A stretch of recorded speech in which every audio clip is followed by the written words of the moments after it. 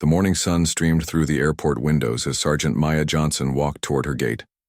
Her Army uniform was crisp despite her exhaustion, and her shoulders carried both the weight of her backpack and 6 months of memories from her deployment. She was finally heading home. Maya checked her boarding pass one more time and glanced at the gate number. Flight 2476 to Atlanta. From there, she would catch a connecting flight to her hometown where her family waited. It had been too long since she'd hugged her little brother or tasted her mom's sweet potato pie. Now boarding military personnel and families with small children, the gate agent announced over the speaker. Maya adjusted her bag and stepped forward, handing her boarding pass to the smiling agent. "Thank you for your service," the agent said, warmly. "Have a safe flight home." Maya nodded gratefully and walked down the jet bridge. The familiar hollow feeling in her stomach appeared. Not fear exactly, but awareness. As one of few black women in her unit, she had grown used to standing out, to being noticed. Usually, it wasn't an issue. Today, she just wanted to blend in, to be another tired traveler heading home. The plane was already half full when she stepped aboard. A flight attendant with graying hair and kind eyes greeted passengers at the door, helping an elderly woman find her seat.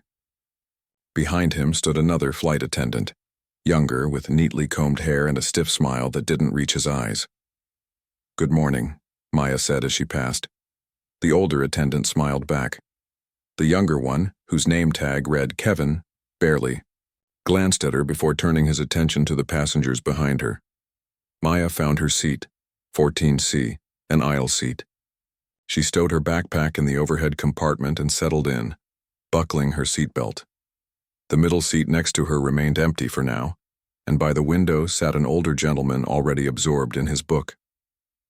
"Excuse me?" said a voice above her. Kevin, the flight attendant, stood in the aisle. "I need to check that your bag is properly stowed." Maya looked up at the overhead bin, which she had carefully closed. "It's secure," she said. Kevin reached up anyway, opening the compartment and pushing at her backpack, though it was already neatly placed. "These need to be all the way back," he said, his voice carrying an edge that made several nearby passengers. "Look up, of course," Maya said, keeping her voice even. She had dealt with much worse than an unfriendly flight attendant. More passengers filed in, filling the remaining seats. A young mother with a baby sat across the aisle from Maya.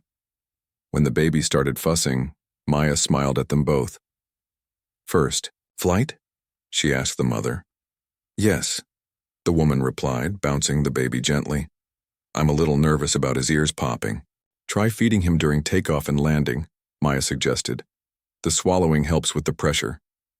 The woman thanked her, relief washing over her tired face. Kevin passed by again, this time checking seatbelts. He smiled at the businessman. In the row ahead, chatted briefly with an older couple across the aisle and then stopped at Maya's row. "Seatbelt needs to be tighter," he said curtly, not meeting her eyes. Maya tightened her belt without comment, though she noticed he hadn't said anything about the looser seatbelts on the passengers he'd just checked. The plane filled completely, and the captain's voice came over the intercom, welcoming everyone aboard and announcing their flight time of 3 hours and 20 minutes. "We've got clear skies ahead," the captain said, "so it should be a smooth ride all the way to Atlanta." The flight attendants began their safety demonstration. The older attendant, whose name tag read Thomas, stood at the front, while Kevin walked the aisles pointing out emergency exits.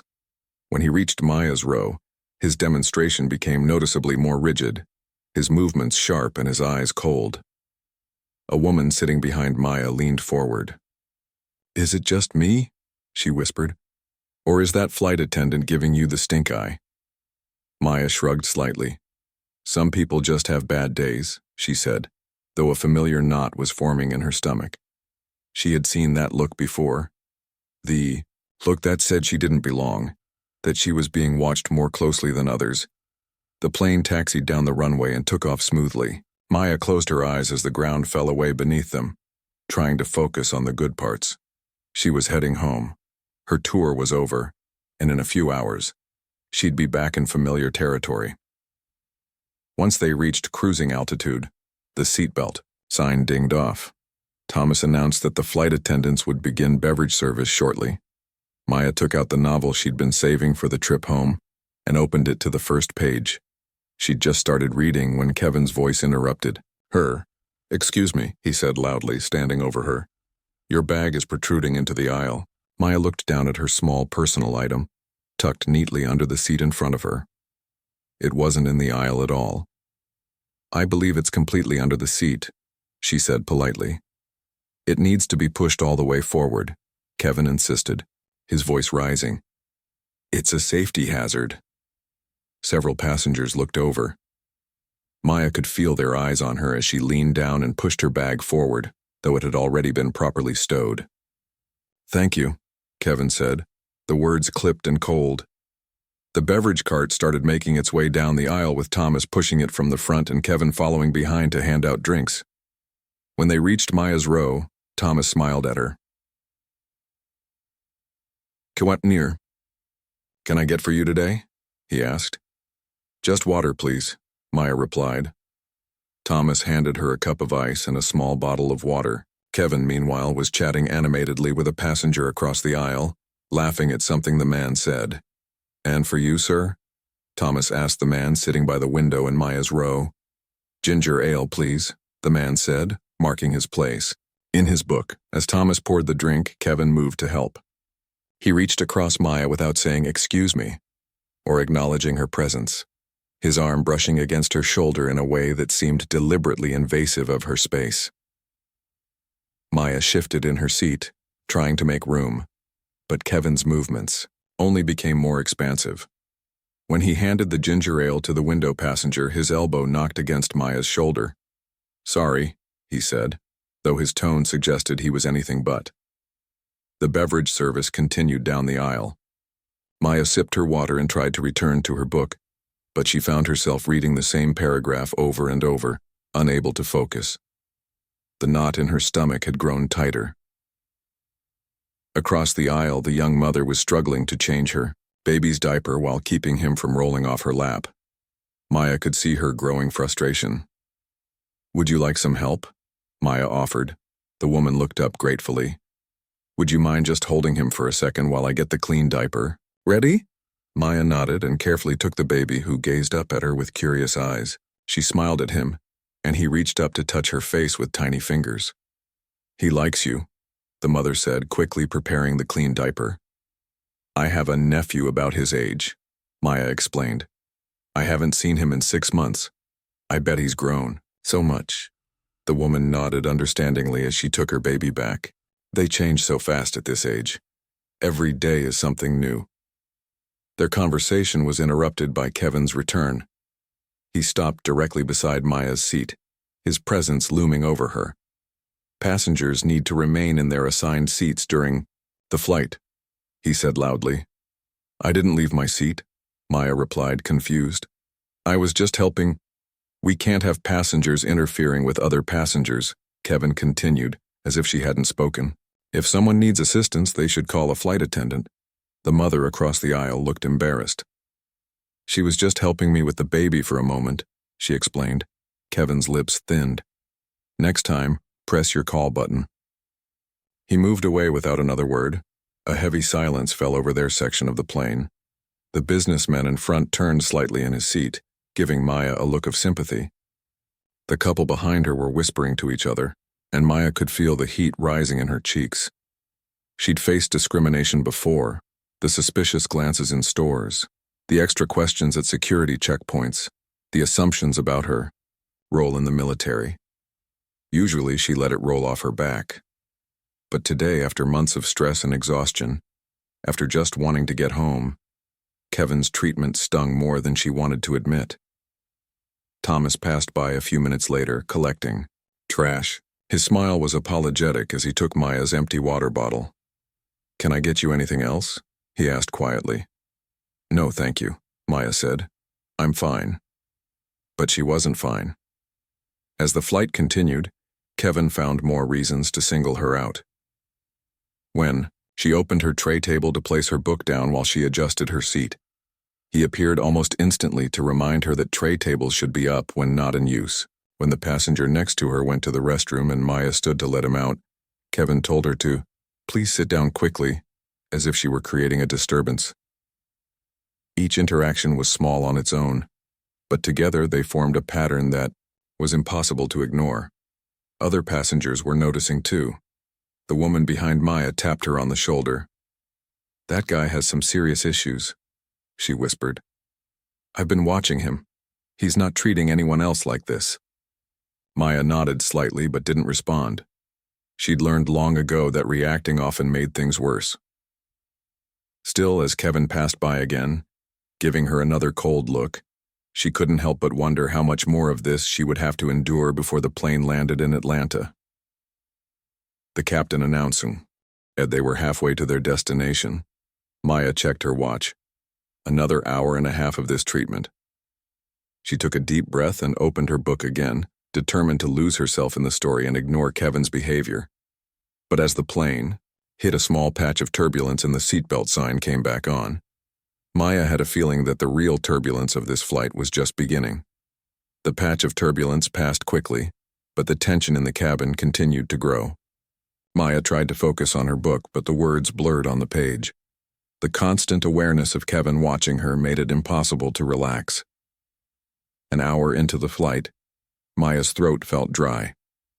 She hadn't drunk enough water earlier, and the recycled air in the cabin wasn't helping. She pressed the call button above her seat, something she'd seen other passengers do without issue. A soft chime sounded, and the light above her seat illuminated. Maya waited patiently, watching as Thomas noticed the light from the front of the plane. He started making his way toward her, but Kevin intercepted him, saying something Maya couldn't hear and pointing to her row. Kevin approached with slow, deliberate steps. "Did you need something?" he asked, his voice flat. "Could I have some water, please?" Maya asked.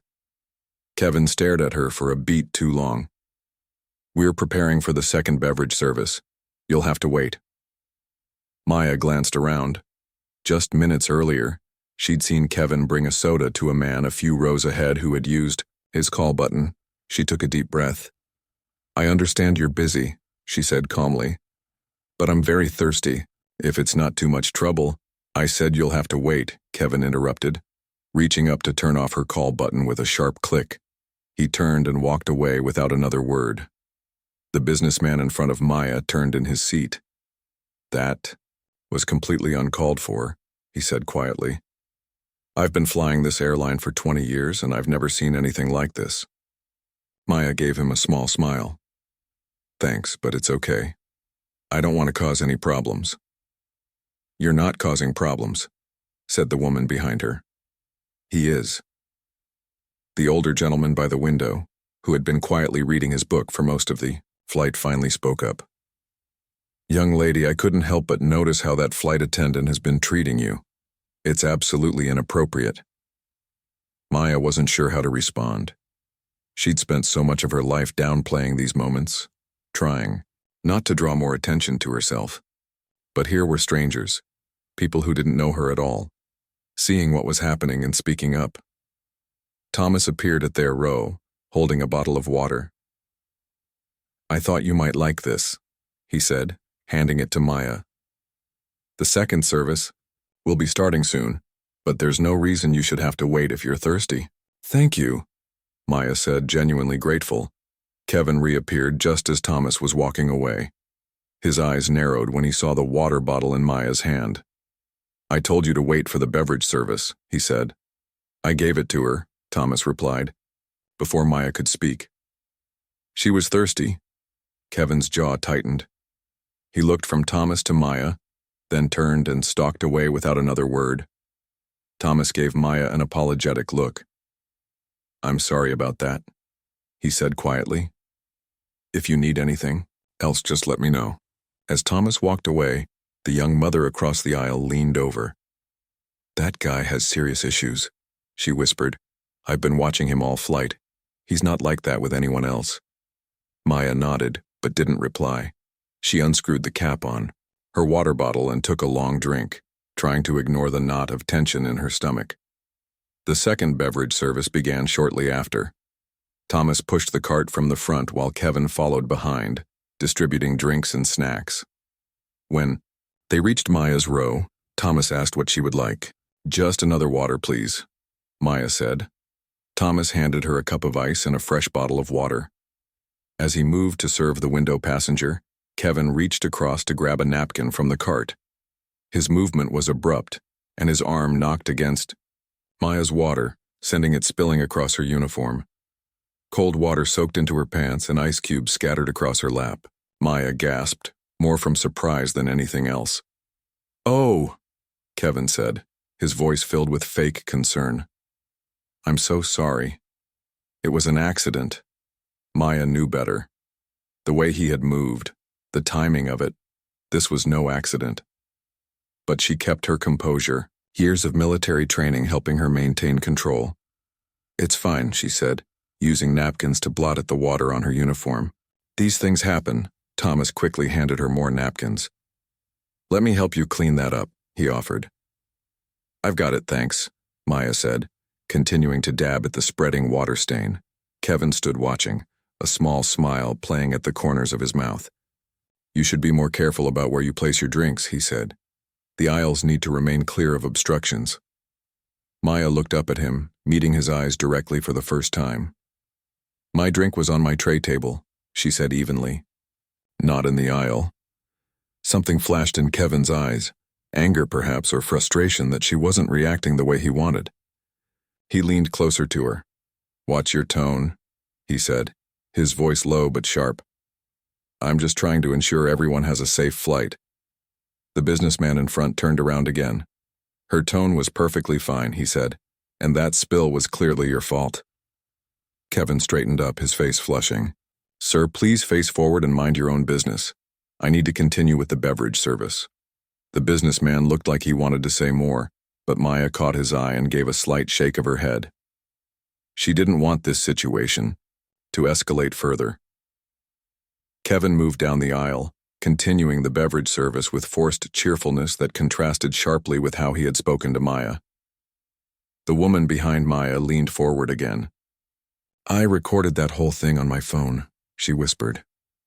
"The way he knocked your drink over, that was completely deliberate." Maya turned in her seat, surprised. "You recorded it?" The woman nodded. "I started filming after the call button incident. Something felt off about how he was treating you, and I wanted to document it. I'm a civil rights attorney," she added. "And what he's doing is textbook discrimination." Maya wasn't sure how to feel about being recorded, but part of her was relieved that someone else had seen what was happening, that she wasn't imagining things or being oversensitive. "I'm not looking to cause trouble," Maya said quietly. "I just want to get home." "I understand," the attorney replied. "But no one should be treated this way, especially someone serving our country." Maya's uniform was still damp, and she felt uncomfortable and exposed. She tried to focus on her book again, hoping the rest of the flight would pass without further incident. But 20 minutes later, Kevin was back. This time, he stopped directly beside Maya's seat and reached into the overhead compartment above her, ostensibly to adjust something. As he did, his body pressed against her shoulder, invading her personal space. "Excuse me," Maya said firmly, shifting away from him. "You're in my space." Kevin looked down at her with cold eyes. "I'm just doing my job," he said, "ensuring all bags are properly stowed." "My bag is fine," Maya replied. "It hasn't moved since you checked it earlier." Kevin continued rummaging in the overhead bin, his body still pressed uncomfortably close to hers. Then, as he closed the bin and stepped back, he deliberately pushed against her shoulder. It wasn't a violent shove, but it was unmistakably intentional, a clear physical boundary crossing that left Maya stunned. She had faced prejudice before, but rarely had it turned physical. "What was that?" she demanded, her voice steady despite her shock. "What was what?" Kevin replied innocently. "If you felt something, it must have been turbulence. Please remain in your seat with your seatbelt fastened." But there had been no turbulence. The plane was flying smoothly, and everyone around them knew it. The attorney behind Maya spoke up immediately. "That was completely inappropriate," she said. "You just pushed her." "Ma'am, please mind your own business," Kevin said, his fake smile now completely gone. I'm trying to perform my duties. The older gentleman by the window spoke up again. Young man, I saw what you did. That was deliberate and unprofessional. Kevin's face hardened. Sir, I suggest you return to your book and stop making false accusations. The situation was rapidly spiraling out of control. Maya could feel the eyes of nearby passengers on her, could hear the whispers spreading through the cabin. This was exactly the kind of attention she had always tried to avoid. Thomas appeared beside Kevin, clearly sensing the tension. Is everything all right here? He asked, looking between Kevin and the increasingly upset passengers. Everything's fine, Kevin said quickly. Just a misunderstanding. He pushed her, said the attorney, holding up her phone. I have it on video. Thomas looked alarmed. Kevin, we should discuss this in the galley. Kevin's face flushed with anger. There's nothing to discuss. I'm doing my job. He turned back to Maya. And you're being disruptive. I haven't done anything, Maya said, fighting to keep her voice level. I've been sitting in my assigned seat, following all rules and instructions. Your attitude is the problem, Kevin snapped. You military types think you deserve special treatment. A shocked silence fell over their section of the plane. Even Kevin seemed to realize he had crossed a line. Thomas grabbed his arm. Galley. Now, he said in a low, firm voice. Kevin shook off Thomas's hand but followed him toward the back of the plane. As they walked away, Maya could hear him complaining loudly about difficult passengers and people who don't know their place. The businessman in front turned around fully in his seat. You should report him, he said. That was completely unacceptable behavior. The attorney nodded in agreement. I have. The whole thing on video. The airline needs to know about this. Maya sat still, trying to process what had just happened. Throughout her military career, she had faced discrimination in various forms. She had developed strategies for dealing with it, staying calm, focusing on her job, proving herself through her actions rather than confrontation. But this was different. This had crossed a line from subtle prejudice to overt harassment. The young mother across the aisle spoke up, her voice gentle. Are you okay? Maya nodded automatically. I'm fine, she said, though she wasn't sure if that was true. Her shoulders still felt the pressure where Kevin had pushed her, and her damp uniform was a physical reminder of his earlier accident. You shouldn't have to deal with this, the mother continued. Especially not after serving our country. More passengers were turning to look at Maya now, their expressions ranging from curiosity to concern. An older woman, a few rows ahead, stood up and made her way back to Maya's row. I was a flight attendant for 30 years, she said. And I've never seen such unprofessional behavior from a crew member. You should definitely report this. Maya felt overwhelmed by the sudden attention and support. For so long she had handled these situations alone, had carefully managed her reactions to avoid making waves. Now strangers were rallying around her, offering their help and encouragement. Thomas returned to their section a few minutes later. He crouched beside Maya's seat, speaking quietly. I want to apologize for what happened, he said. It was completely unacceptable, and I've spoken to Kevin about it. He'll be staying in the back galley for the remainder of the flight. Thank you, Maya said. If you'd like to file a formal complaint, I can provide you with the necessary information. Thomas continued. Or if you prefer, I can file an incident report myself. Maya hesitated. She had never been one to make formal complaints, always preferring to handle situations directly and move on. But this time felt different. This wasn't just about her. It was about making sure Kevin couldn't treat anyone else this way in the future. I'll think about it, she said finally. Thomas nodded understandingly. Of course, just let me know if you need anything else. As Thomas walked away, the attorney behind Maya leaned forward again. I'm serious about that video, she said. If you decide to file a complaint, you can use it as evidence. I appreciate that, Maya replied, still uncertain about what she wanted to do. The plane hit another patch of turbulence, and the seatbelt sign dinged on. The captain's voice came over the intercom, announcing they were beginning their initial descent into Atlanta. and would be landing in approximately 45 minutes. Maya closed her book, having barely read a page since the flight began. She tried to focus on what was waiting for her at home. Her family, her own bed, the familiar streets of her hometown. But her mind kept returning to Kevin's behavior, to the way he had singled her out from the moment she boarded the plane. The attorney tapped her shoulder again. "You know," she said thoughtfully, "you have options here. This isn't just about a rude flight attendant. This is about discrimination and possibly assault. The airline has a responsibility to ensure all passengers are treated with respect, regardless of race or occupation." Maya nodded slowly. "I know," she said. "I'm just not sure what I want to do yet." But as she sat there, feeling the lingering dampness of her uniform and the phantom pressure of Kevin's hand on her shoulder, Maya began to realize that maybe this time, she didn't want to just let it go.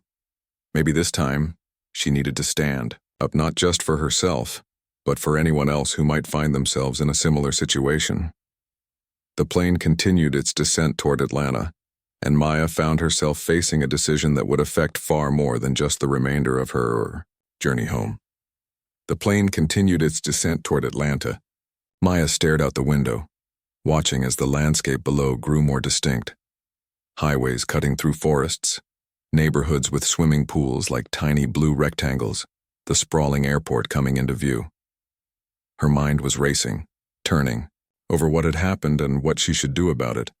The attorney behind her leaned forward again. "I didn't introduce myself properly. I'm Lisa Chen," she said quietly. "And I'm serious about helping if you decide to take action." "Maya Johnson," Maya replied, turning slightly in her seat. "And thank you. I'm still processing everything." Lisa nodded understandingly. "Take your time. But don't let this slide because it's easier. That's how these behaviors continue." The businessman in front twisted in his seat again. "Robert Wu," he said, extending his hand. "I travel constantly for work, and I've never seen anything like what happened today. It was blatant discrimination."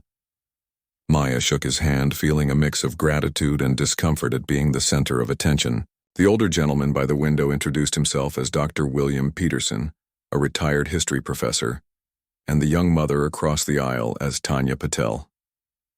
"We're all witnesses," Robert said firmly. "If you need statements, we're happy to provide them." Maya looked around at these strangers who had become unexpected allies. Throughout her military career, she had developed a habit of handling difficult situations on her own. When faced with prejudice or unfair treatment, she typically chose to rise above it, to prove herself through her actions rather than confrontation. But this time felt different. "I need to think," she said mostly to herself. The plane banked slightly, continuing its approach to the airport. Maya pulled her phone from her pocket and turned it on, waiting for it to connect to service. She had a decision to make and not much time to make it. As the signal bars appeared on her screen, Maya opened her contacts and scrolled to Colonel Richards. Colonel Andrea Richards had been Maya's commanding officer for the past 2 years, a tough but fair leader who had always had Maya's back. If anyone would know what to do in this situation, it would be her. Maya hesitated, her thumb hovering over the call button. Was this really serious enough to involve her commanding officer? Was she overreacting? She thought again about Kevin's behavior, the deliberate water spill, the unnecessary physical contact, the shove, the comments about military types. This wasn't just poor customer service. This was targeted harassment based on who she was, a black woman in uniform. Before she could second-guess herself further, Maya pressed the call button. The phone rang several times before Colonel Richards answered. "Johnson, is that you?" The colonel's voice was clear despite the background noise of the plane. "Yes, ma'am," Maya replied. "I'm sorry to bother you, but I'm in a situation and could use some guidance." "Never apologize for reaching out when you need support, Sergeant," Colonel Richards said firmly.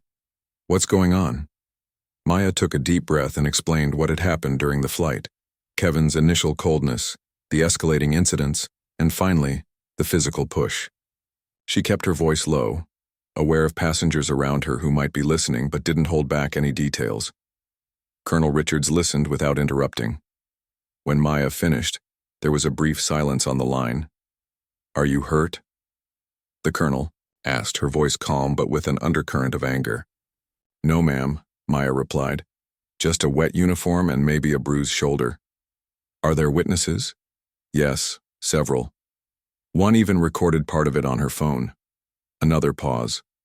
"What's the flight number and airline?" Maya provided the information, hearing the colonel typing on the other end of the line. "And what do you want to do about this, Sergeant?" Colonel Richards asked.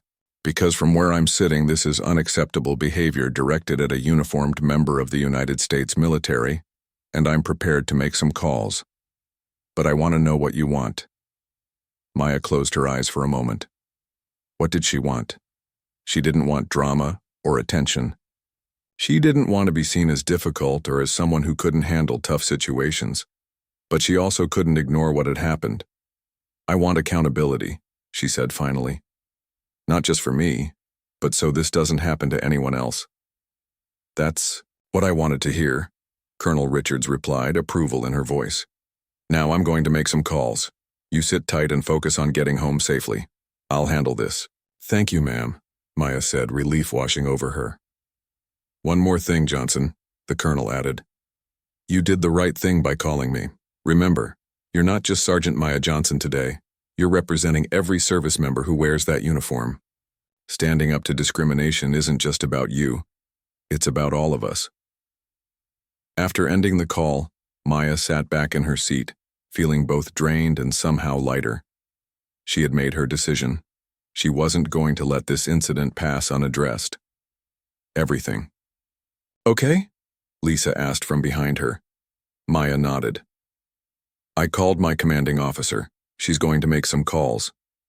Lisa smiled. "Good for you." The captain's voice came over the intercom, announcing they were making their final approach to Atlanta and instructing flight attendants to prepare the cabin for landing. Maya watched as Thomas moved efficiently through the cabin, checking seat belts and ensuring tray tables were up. There was no sign of Kevin. The plane touched down smoothly, taxiing toward the terminal. Maya expected to hear the usual announcement and welcoming them to Atlanta and thanking them for flying with the airline.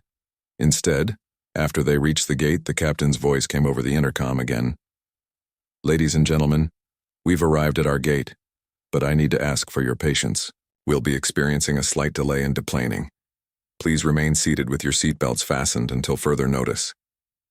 Murmurs of confusion and frustration rippled through the cabin. Maya glanced out the window and saw something unusual. 2 airport security vehicles parked near their gate, lights flashing. "What's going on?" asked Dr. Peterson, looking past Maya to the window. "I'm not sure," Maya replied, though she had a suspicion that Colonel Richards' calls had already had an effect. Thomas appeared in the aisle beside their row. "Ms. Johnson," he said quietly, "could you come with me, please?" Maya unbuckled her seatbelt and stood. As she stepped into the aisle, she noticed many passengers watching her curiously. Thomas led her toward the front of the plane, where the captain was standing near the cockpit door. He was an older man with gray hair and kind eyes that reminded Maya of her grandfather. "Sergeant Johnson," he said, extending his hand. "I'm Captain Reynolds. I understand there was an incident during our flight today." Maya shook his hand. "Yes, sir. I've received calls from both airline headquarters and military personnel," he continued, his expression serious. "They're asking that we ground the plane temporarily while they investigate. Airport security is outside and they'll want to speak with you and any witnesses. I want to personally apologize for what happened. This is not how we treat any of our passengers, especially not those in uniform." Maya nodded, processing this information. "Thank you, Captain. Is there anything you need right now?" he asked. "Just information about my connecting flight," Maya replied. "I'm supposed to be heading to Birmingham after this." "We'll take care of that," Captain Reynolds assured her. "Given the circumstances, the airline will rebook you on the next available flight and provide compensation for the delay." Thomas touched Maya's arm gently. "Kevin is being questioned in the terminal," he said. You won't have to interact with him again. A wave of relief washed over Maya. She hadn't realized how tense she'd been at the thought of facing Kevin again. Captain Reynolds turned to address the rest of the passengers. Ladies and gentlemen, I need to inform you of a situation. There has been an allegation of misconduct by a crew member on this flight. Airport security and airline representatives need to speak with certain passengers before anyone deplanes. I apologize for the inconvenience and thank you for your patience. More murmurs spread through the cabin, louder this time. Maya could feel eyes on her back and resisted the urge to shrink away from the attention. An airline representative boarded the plane, a woman in a crisp uniform with a tablet in hand. She conferred briefly with Captain Reynolds before approaching. Maya, Sergeant Johnson, I'm Patricia Wong, Customer Service Manager for the airline. I understand you experienced unacceptable treatment during this flight. We take these allegations very seriously and want to ensure they're properly documented. Would you be willing to provide a statement?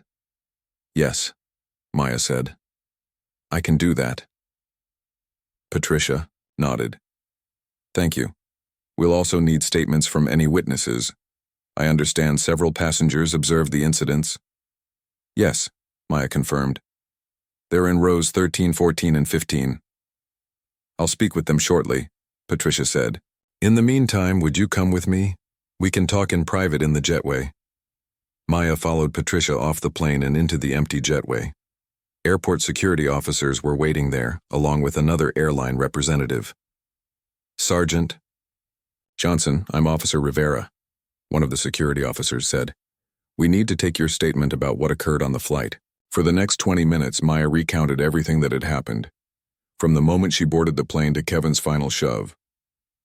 Officer Rivera took detailed notes, asking clarifying questions occasionally but mostly letting Maya tell her story at her own pace. And you say one of the passengers recorded part of the incident? He asked when she had finished. Yes, Lisa Chen in row 15. She's an attorney. Officer Rivera nodded. We'll speak with her next. Thank you for your statement, Sergeant. This is a serious matter, and we're treating it as such. Patricia stepped forward. Sergeant Johnson, I want to assure you that the airline does not tolerate discrimination or harassment of any kind. The flight attendant in question has been removed from duty pending a full investigation.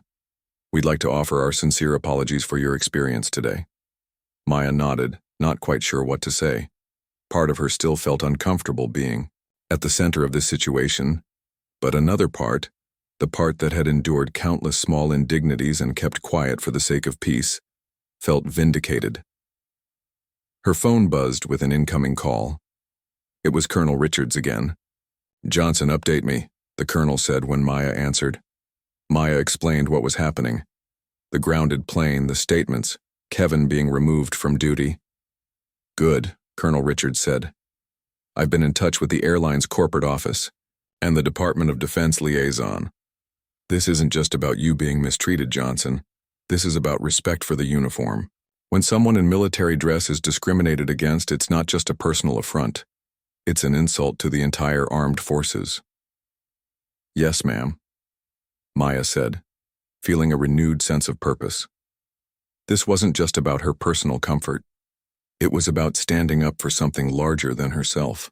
Your connecting flight to Birmingham has been rebooked for 4:30 p.m., Colonel Richards continued. That gives you about 3 hours. The airline is providing access to their first-class lounge while you wait. I've also arranged for you to be met by a military liaison at the Birmingham airport. Your family has been informed of the delay.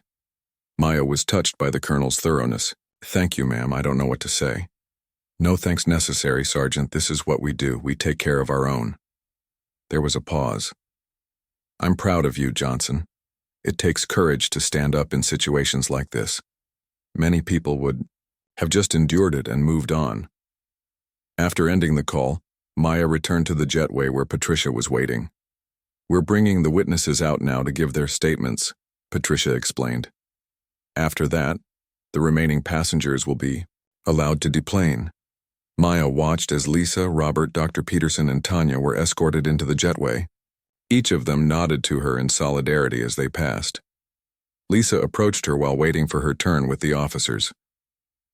I showed them the video, she said. It's very clear what happened. There's no way they can deny it was intentional. Thank you, Maya said sincerely. For everything. No thanks needed, Lisa replied. What happened to you today wasn't right, and it's important that there are consequences. One by one, the witnesses gave their statements.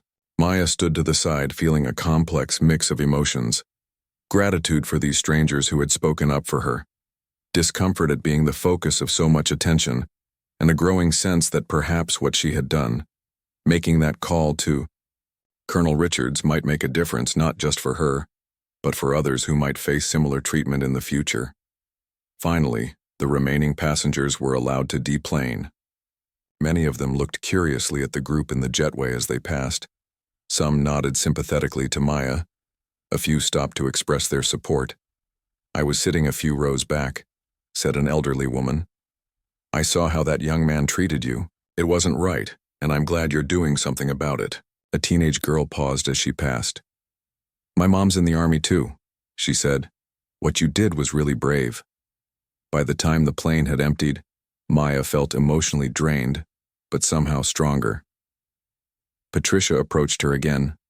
We've arranged for you to use our first-class lounge until your connecting flight, she said. If there's anything else you need, please don't hesitate to ask.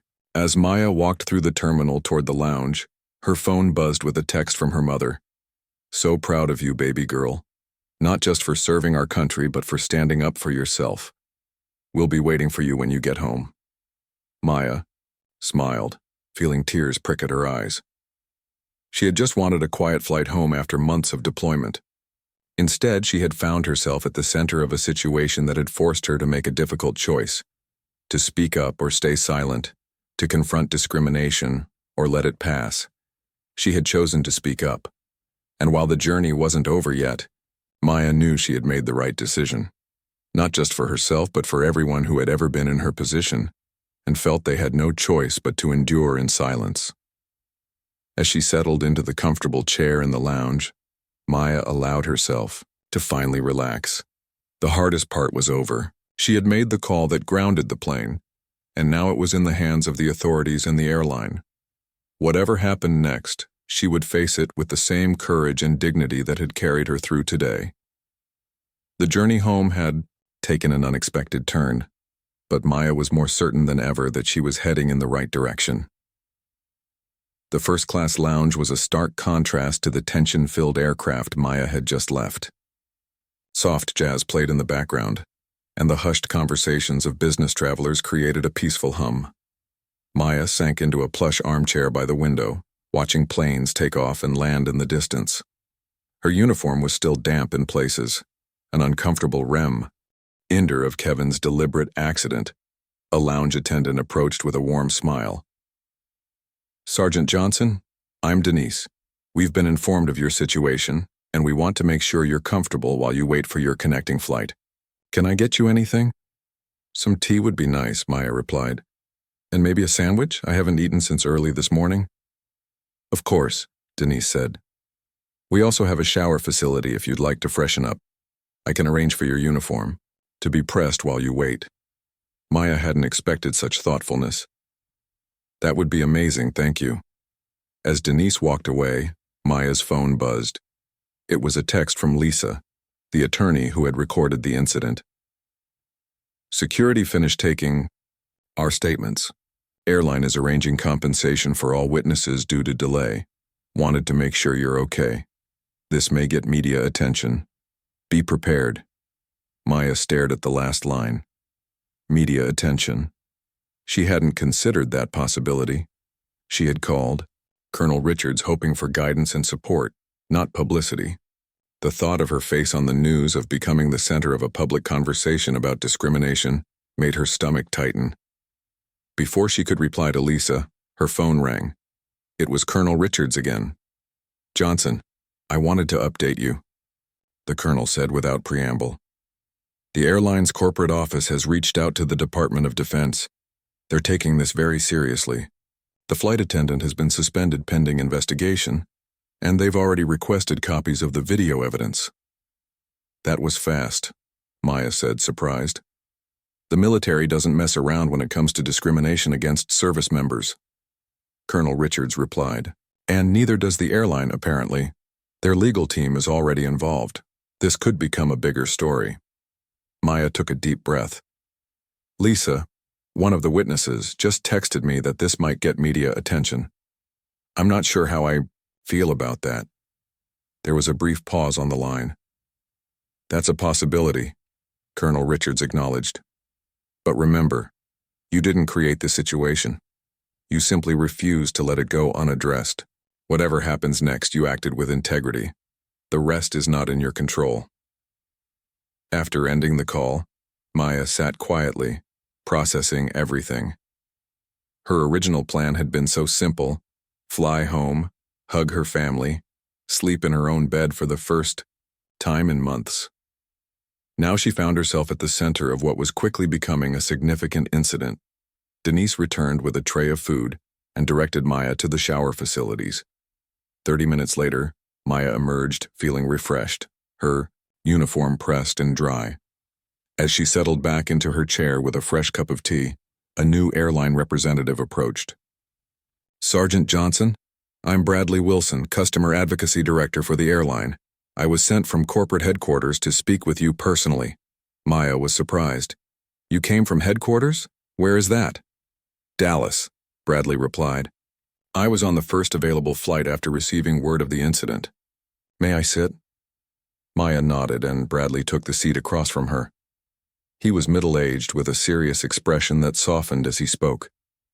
First, I want to extend our deepest apologies for what happened today. What you experienced goes against everything our airline stands for. We have a zero-tolerance policy for discrimination of any kind, especially toward military personnel. I appreciate that, Maya said. I've reviewed the preliminary reports and spoken with the captain, Bradley continued. Based on the evidence, including witness statements and video footage, we've made the decision to terminate the flight attendant effective immediately. Maya hadn't expected such swift action. Already? Bradley nodded. In cases where evidence is clear-cut, we don't delay. The video recording left no room for interpretation. His actions were deliberate and targeted. What happens now? Maya asked. That depends partly on you, Bradley said. The airline would like to offer a formal apology and compensation for your experience. We're also prepared to cover any costs associated with your delay, including your connecting flight and ground transportation. I wasn't looking for compensation, Maya said. I just wanted the behavior addressed. I understand, Bradley replied. But it's important to us that we make this right. Additionally, we'd like your input on how we can improve. This incident has highlighted potential gaps in our training and oversight. Your perspective would be valuable. As they discussed details, Maya's phone continued to buzz with notifications. Her mother had texted again, saying that a local news station in Birmingham had somehow gotten wind of the story and called their house for comment. Maya showed the message to Bradley, who sighed. I was afraid this might happen. These stories can move quickly, especially when military personnel are involved. Are you comfortable with media attention? If not, our PR team can help manage the situation. Before Maya could answer, another airline employee approached with an urgent expression. Mr. Wilson? I'm sorry to interrupt, but there's a situation developing. Several passengers from the flight have posted about the incident on social media, including clips of the video. It's gaining traction. We're getting calls from news outlets. Bradley turned back to Maya. It appears events are moving faster than anticipated. Let me be clear. You're under no obligation to speak to the media. We can provide a statement on your behalf if you prefer. Maya thought about it. Throughout her military career, she had been taught to stand tall, to represent something greater than herself. Colonel Richards' words echoed in her mind. This isn't just about you being mistreated. This is about respect for the uniform. I'll speak if necessary, she said finally. But I'd prefer to focus on solutions rather than just recounting what happened. Bradley nodded approvingly. That's a commendable approach. If you do decide to speak publicly, we'll support you however we can. As Bradley excused himself to make some calls, Maya checked her social media accounts. Her heart sank as she saw that she had already been tagged in several posts. One video clip showed Kevin deliberately pushing against her shoulder with the caption, "Watch this flight attendant assault a black female soldier. The airline grounded the plane and fired him on the spot. Respect. Military Nashar Justice." The post already had thousands of shares. Maya closed the app, feeling overwhelmed. This was no longer just an incident on a plane. It was becoming a public conversation about race, respect, and how America treats its service members. Her phone rang again. This time it was a number she didn't recognize. "Hello?" she answered cautiously. "Sergeant Johnson, this is Alicia Torres from Atlanta News Network. We're covering the story about what happened on your flight today. Would you be willing to give us a statement?" Maya hesitated. "I appreciate your interest, but I'm still processing everything. I'd prefer not to comment at this time." "Of course," Alicia replied smoothly, "but just to let you know, we'll be running the story this evening. Several passengers have already provided statements. We'd really like to include your perspective." After politely ending the call, Maya turned her phone to silent mode and placed it face down on the table. She needed a moment to think without constant interruptions. The situation had escalated beyond anything she had anticipated when she made that call to Colonel Richards. What started as a personal stand against mistreatment had transformed into something much larger. Maya wasn't sure if she was ready to be a public figure, to have her experience dissected and discussed by strangers. As she sat contemplating her next move, an announcement came over the lounge speakers. "Attention passengers. Due to an incoming weather system, several flights have been delayed, including Flight 883 to Birmingham. Please check the departure boards for updated information." Maya checked the flight board on her phone. Her connecting flight had been pushed back another 2 hours. She would now be arriving in Birmingham late in the evening, long after the local news had aired their story about what happened on her flight from Washington. Bradley returned, looking concerned. "I just heard about your flight delay. I'm sorry about that. The good news is we've arranged for a car service to meet you in Birmingham, so you won't have to worry about ground transportation." "Thank you," Maya said. "That's very thoughtful." "There's something else," Bradley continued, his expression growing more serious. "The incident has gained significant traction online. Several major news outlets have picked up the story. They're calling it an example of the discrimination military personnel, particularly minorities, continue to face." Maya sighed. "I never wanted to be the face of an issue. I just wanted to get home without being harassed." "I understand," Bradley said sympathetically. "But sometimes these moments choose us, not the other way around." A young woman approached their table tentatively. "Excuse me," she said. "Are you the soldier from that flight? The one where the attendant pushed you?" Maya nodded cautiously. "I just wanted to say thank you," the woman continued. "My sister is in the Navy, and she's faced similar treatment. It means a lot to see someone stand up and say it's not okay." As the woman walked away, Maya felt a shift in her perspective. Perhaps this attention, unwanted as it was, served a purpose. Perhaps her experience could help others who had faced similar situations, but lacked the support to speak up. Bradley's phone buzzed. He checked it and looked up at Maya with raised eyebrows. "The CEO would like to speak with you if you're willing. He's on a conference call but can speak in AB. Out 15 minutes. Maya blinked in surprise. "The CEO of the entire airline?" Bradley nodded.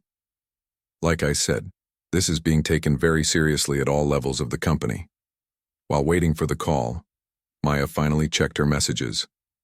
There were texts from friends who had seen the social media posts, from fellow soldiers offering support, and even one from her old high school teacher saying how proud she was.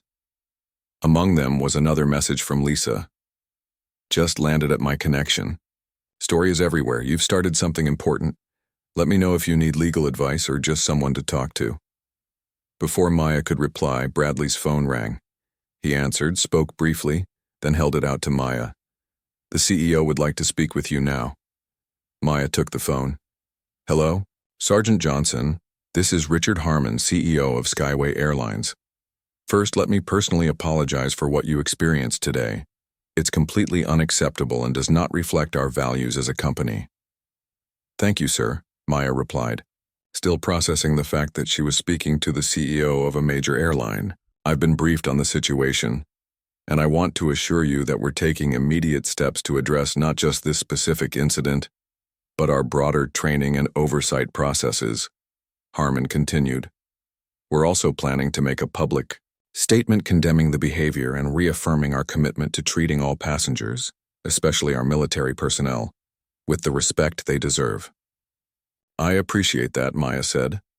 There's one more thing, Harmon added. We'd like to invite you to be part of our advisory committee on customer experience. Your perspective as both a military member and someone who has directly experienced discrimination would be invaluable as we work to improve. Maya hadn't expected this turn of events. I'd need to think about that, she said honestly. My military duties come first, and I'm not sure how much time I could commit. Of course, Harmon replied. There's no pressure to decide immediately.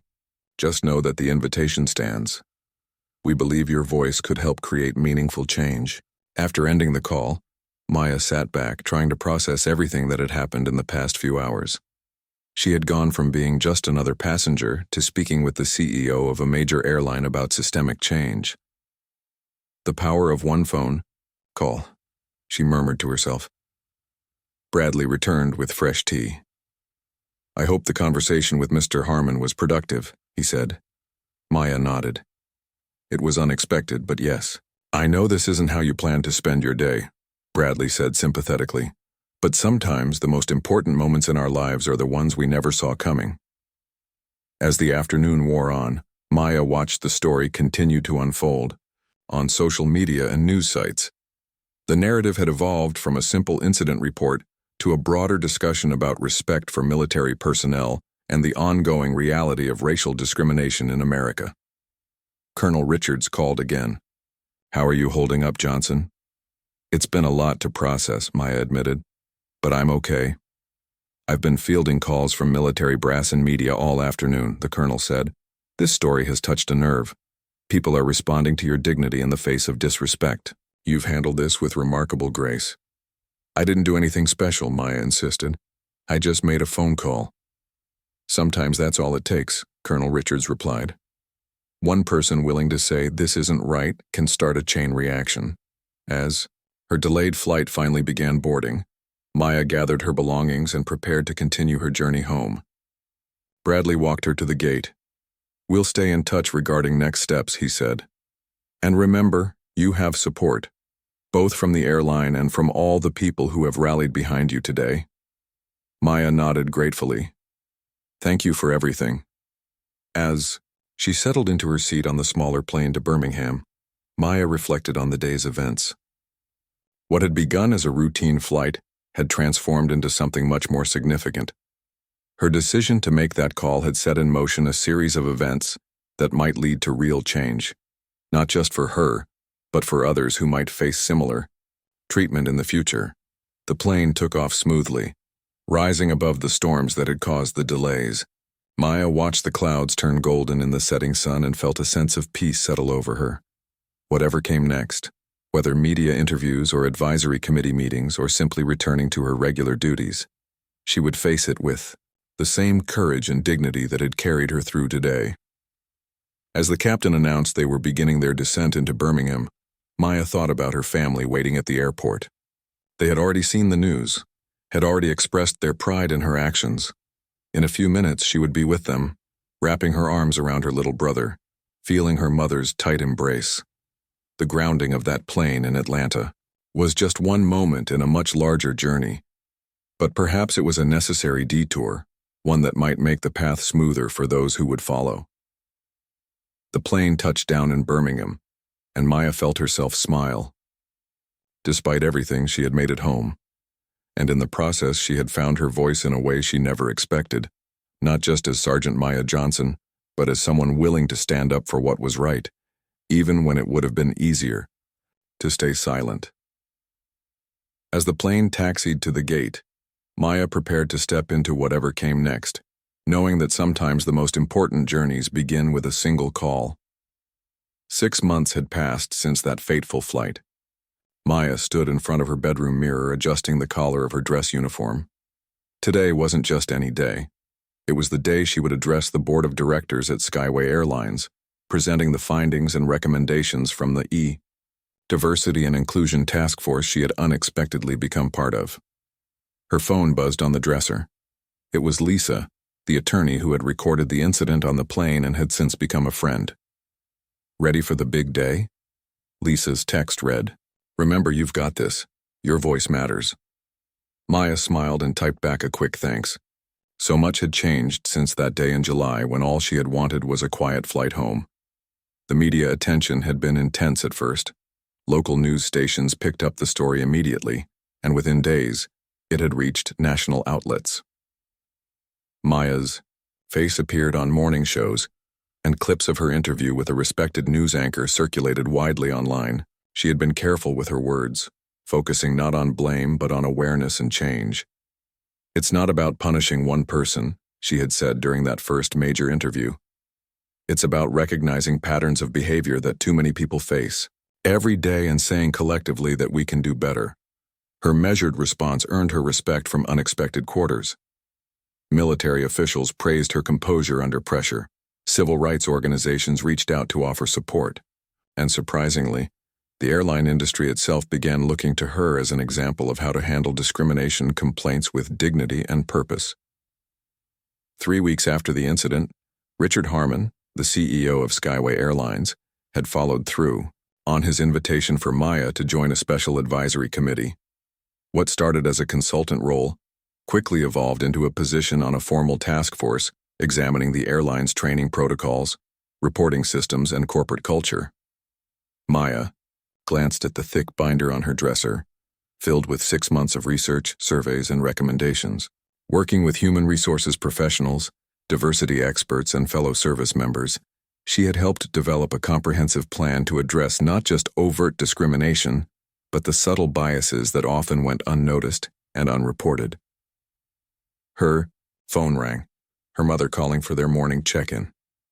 "Morning, Mom," Maya answered, putting the call on speaker as she continued getting ready. "Good morning, baby.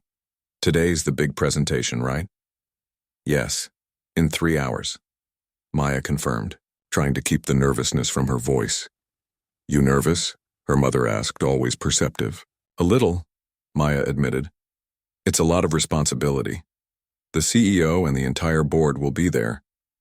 Remember what your granddaddy always said?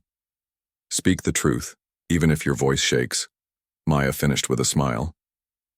Her grandfather, a civil rights activist in his youth, had passed down many such pearls of wisdom. "That's right," her mother said.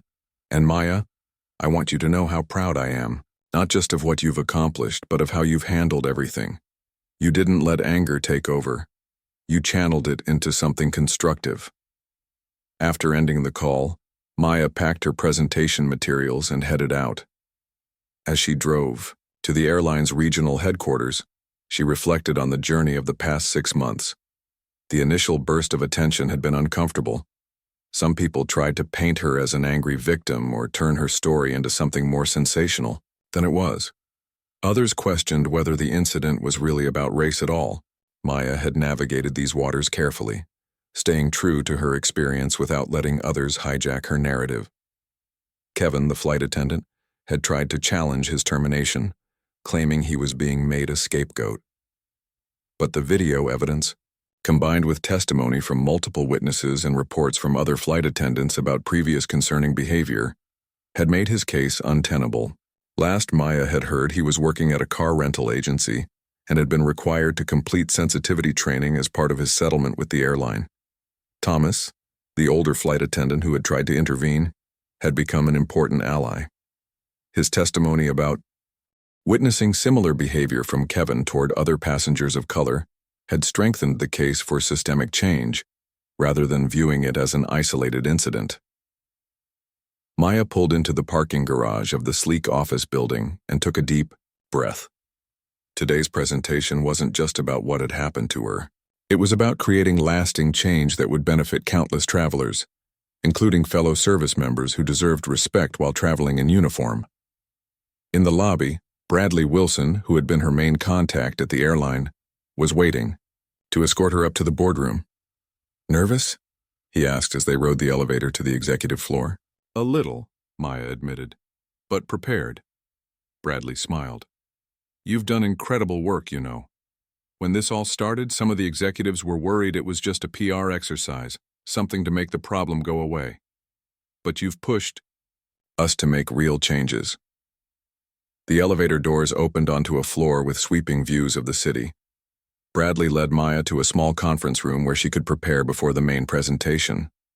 "The full board will be assembled in 30 minutes, he explained. "The CEO wants to speak with you privately first." Maya nodded and began arranging her materials. The recommendations she was presenting today were comprehensive, revised training programs that included real-world scenarios, rather than just abstract concepts. A new reporting system that protected employees who flagged concerning behavior. Clearer consequences for discrimination at all levels, and perhaps most importantly, a shift in corporate culture from merely avoiding lawsuits to actively promoting inclusivity. A knock at the door interrupted her thoughts. Richard Harmon, the CEO, entered with a warm smile. "Sergeant Johnson, good to see you again," he said, extending his hand. "Thank you for the opportunity, Mr. Harmon," Maya replied, shaking his hand firmly. Harmon gestured to the chairs. "I wanted a moment before the formal presentation to thank you personally. When we spoke 6 months ago, I made promises about taking this seriously. I hope you've seen that we meant what we said." Maya nodded. "The company has been remarkably open to change. That's not always the case." "Well, sometimes it takes a wake-up call," Harmon admitted. "Your story could have been a PR nightmare for us. Instead, because of how you handled it, it became an opportunity to examine our blind spots." They spoke for a few more minutes about the upcoming presentation before Harmon escorted Maya to the main boardroom. The space was impressive. A long table surrounded by serious-looking executives with floor-to-ceiling windows offering panoramic views of the city skyline. Maya recognized a few faces from previous meetings, but most were new to her. Harmon introduced her to the board, highlighting her military background and her role in developing the new initiatives. Sergeant Johnson could have simply filed a complaint and moved on, Harmon told the board. Instead, she chose to help us become better. I'm grateful for her partnership in this process. As Maya began her presentation, she felt the initial nervousness fade. This was no different from briefing superior officers. Focus on the facts, be clear about recommendations, and answer questions directly. She outlined the task force's findings. Instances of discrimination were more common than reported.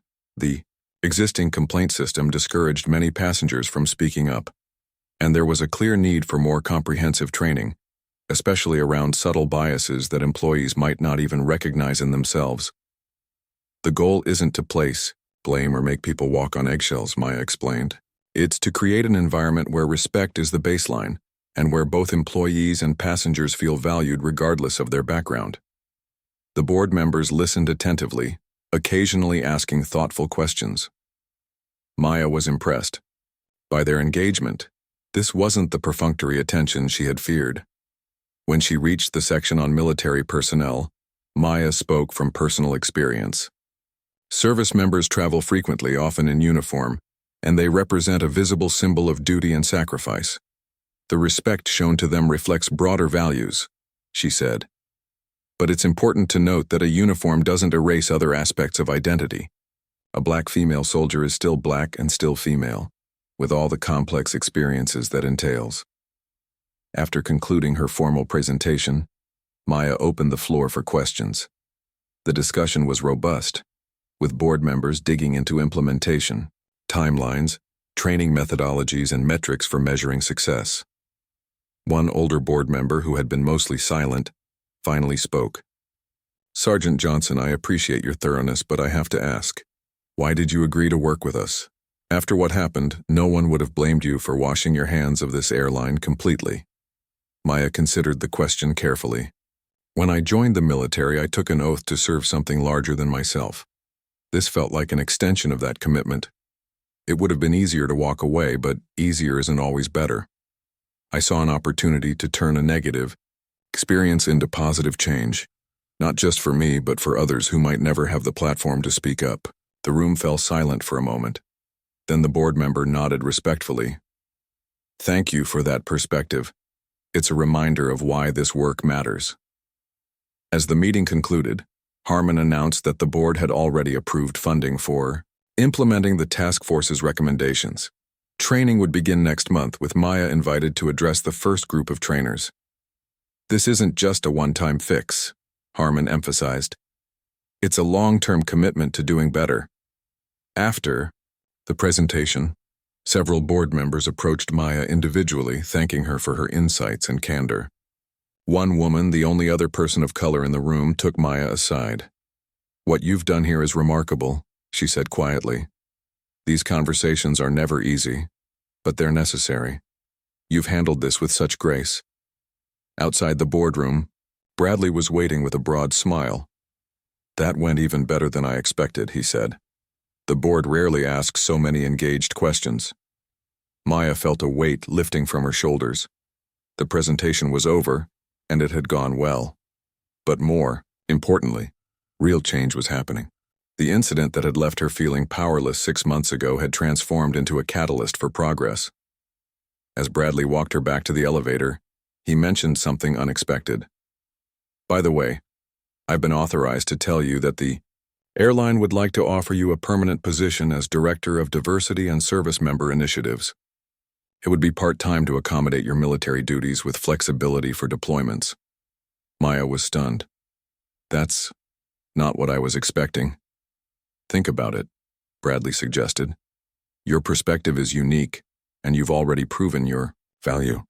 The position would involve overseeing the implementation of the very initiatives you helped develop." The elevator doors opened and Maya stepped inside, promising to consider the offer. As she drove home, her mind swirled with possibilities. 6 months ago, she had been just another soldier trying to get home.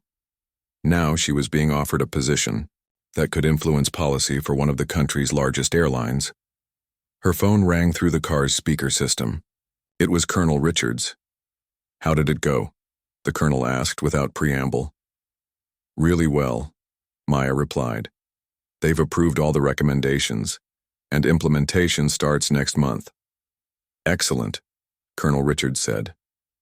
"And are you ready for the ceremony tomorrow?" Maya had almost forgotten. Tomorrow she would be receiving a commendation for her work on this initiative.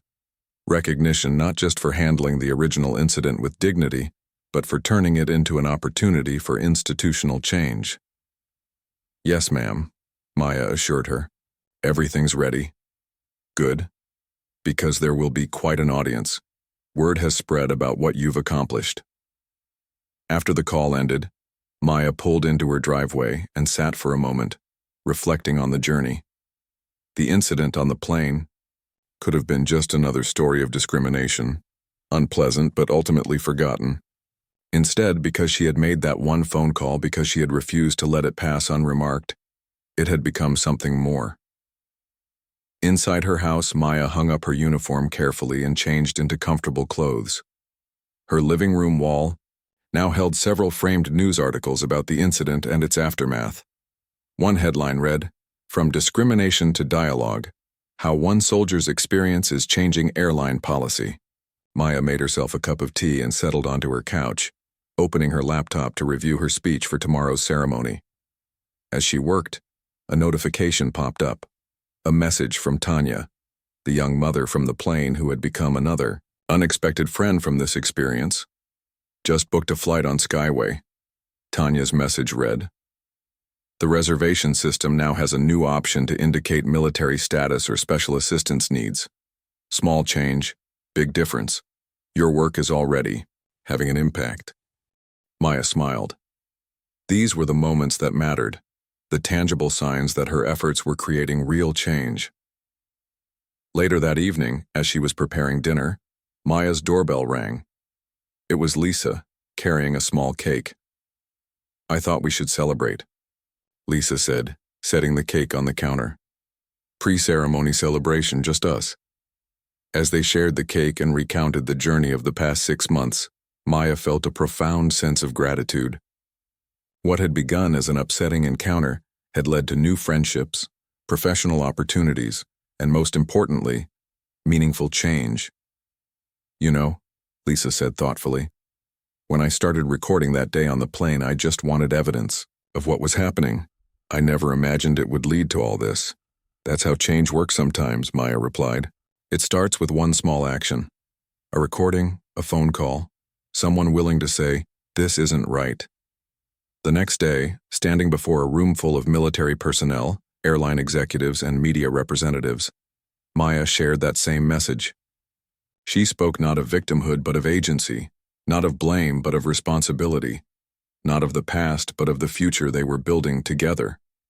6 months ago, I made a phone call that grounded a plane, she concluded.